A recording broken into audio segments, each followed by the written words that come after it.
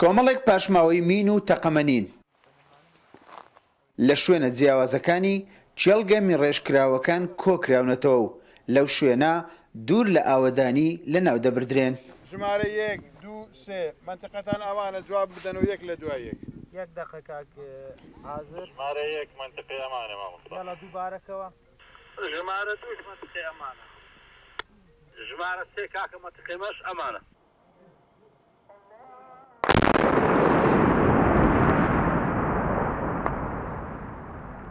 کۆی ڕووبەری زەوی لادراو لە ڕێگای تیمی PTS بە مەتری چوارگۆشە 65378 مەتری دووجایە.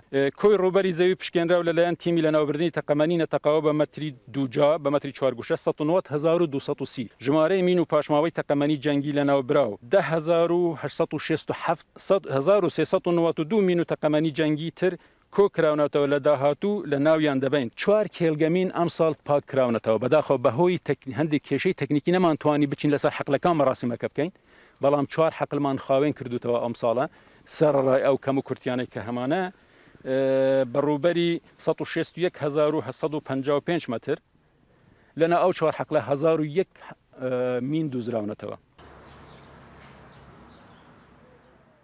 ئیدارەی سۆران یەکێکە لەو ناوچانەی ڕووبەرێکی زۆر بە مین و تەقەمەنی و چێڵگەی بە مین چێندرا و پاشماوەی جەنگی زۆری لێیە.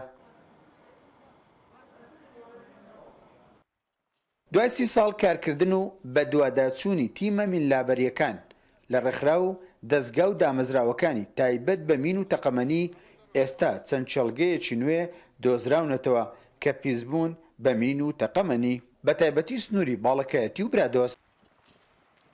سنووری ئێمە هەم سنووری دەڤەری باڵەکایەتی و هەم دەڤەری برادۆستیش ڕێژەیەکی یەکجار زۆر مینی تێدا کاتی خۆی و هەتا ئێستاش دەوانێت چەند شوێنی کێلگە هەبێت هەتا ئێستا دەست نیشان نەکراوە.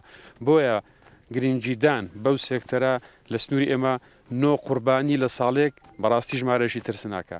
بۆیە ئێمە لە ئیدارەی سەربەخۆی سۆران هەنگاوی زۆر جدیتر داوین بۆ ئەوەی زیاتر گرنگی بەو ڕێکخراوە بدەین و زیاتر لە ڕووی تەکنۆلۆجیاشەوە لە ڕووی ئەوانێک ئەو پێداویستیانێکە ئەوان پێویستیان پێ ئێمە هاوکاریان دەبین و پاڵپشتی هەموو کارەکانیان دەکەن دوێرەشەوە دەستخۆشیان لێ دەکەین. ساڵانە ئامارەکانی قوربانیانی مین و تەقەمەنی ئەوە دەردەخەن هێشتا لە هەرێمی کوردستان مین هەڕەشەیەکی گەورەی هەیە لەسەر ژیانی هاوڵاتیان بە تایبەتی گۆنشینان و دانیشتوانی ناوچە سنووریەکان. لەم ساڵیش 9 کەس بەهۆی مینەوە گیانیان لەدەستداوە. لەو ژمارەیەش زۆربەی ڕووداوەکان لە سنووری باڵەکایەتی بووە. سمان عوسمان، کورسات نیوز، ئیدارەی سۆران. شتێک بەجێ ماوی چارەسەری دەکەین بەڵام ئەو هەماندانەیە کە بەجێ نەبینی.